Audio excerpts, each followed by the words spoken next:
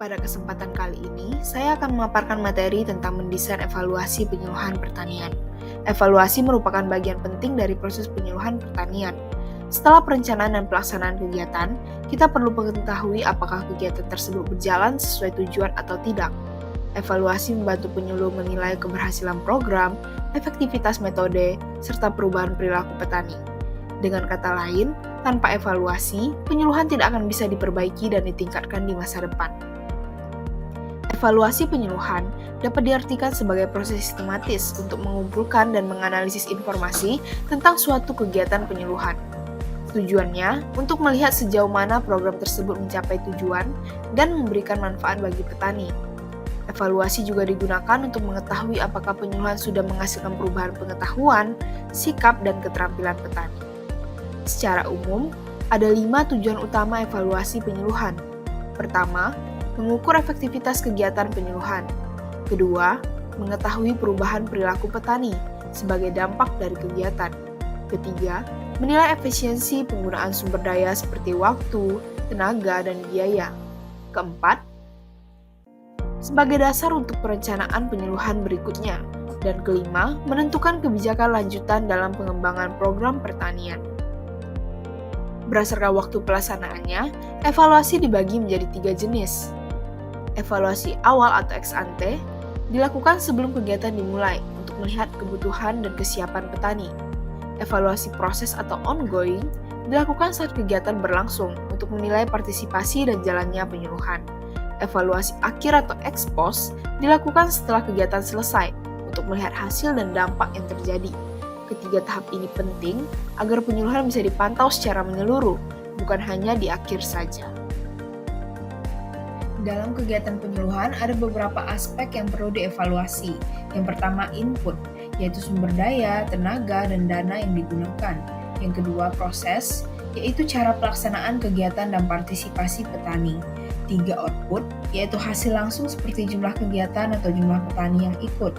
4 outcome, yaitu perubahan perilaku atau kemampuan petani setelah mengikuti penyuluhan. Yang kelima, impact, yaitu dampak jangka panjang seperti peningkatan hasil panen dan kesejahteraan. Semua aspek ini saling berkaitan dan harus diperhatikan dalam rancangan evaluasi. Indikator keberhasilan evaluasi dibagi 2, yaitu kuantitatif dan kualitatif. Kuantitatif meliputi jumlah petani peserta, peningkatan hasil panen, atau efisiensi biaya. Sementara kualitatif mencakup peningkatan pengetahuan, keterampilan, serta sikap petani terhadap inovasi baru. Jadi, keberhasilan penyuluhan tidak hanya diukur dari angka, tetapi juga dari perubahan perilaku dan kemandirian petani. Mendesain evaluasi penyuluhan dilakukan melalui beberapa langkah. Yang pertama, menentukan tujuan evaluasi. Yang kedua, menentukan aspek yang akan dievaluasi.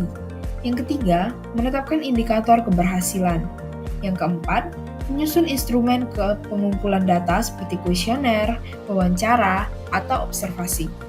Yang kelima, melakukan pengumpulan data di lapangan. Yang keenam, menganalisis hasil.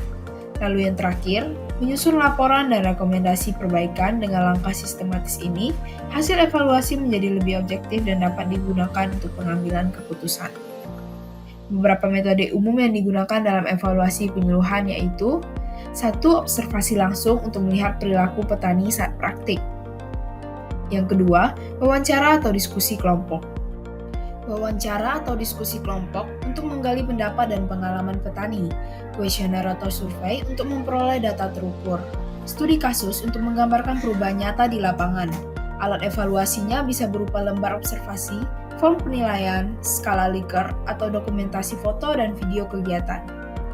Contohnya dalam kegiatan penyuluhan pembuatan pupuk organik cair atau POC, tujuan evaluasi adalah untuk mengetahui sejauh mana petani mampu menerapkan teknologi ini. Hasilnya menunjukkan bahwa 80% petani mampu membuat POC sendiri dan 60% telah menerapkannya di lahan. Selain itu, biaya produksi turun 30%. Artinya, kegiatan penyuluhan ini berhasil dan layak dilanjutkan ke tahap yang lebih luas.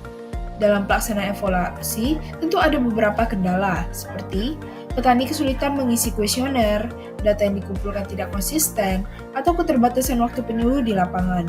Solusinya, penyuluh bisa menggunakan pendekatan partisipasif, yaitu melibatkan petani dalam proses evaluasi, serta menggunakan wawancara langsung dan pendekatan kelompok tani agar data yang diperoleh lebih akurat dan alami. Kesimpulannya, evaluasi penyuluhan pertanian merupakan tahap penting untuk memastikan kegiatan penyuluhan benar-benar efektif dan berdampak. Evaluasi harus dirancang dengan sistematis, objektif, dan partisipatif, agar hasilnya bisa digunakan untuk memperbaiki program berikutnya. Penyuluh yang mampu mendesain evaluasi dengan baik akan membantu menciptakan kegiatan penyuluhan yang lebih berkualitas dan berkelanjutan. Demikian penjelasan materi saya mengenai mendesain evaluasi penyuluhan pertanian. Hope you guys enjoy it and happy for watching.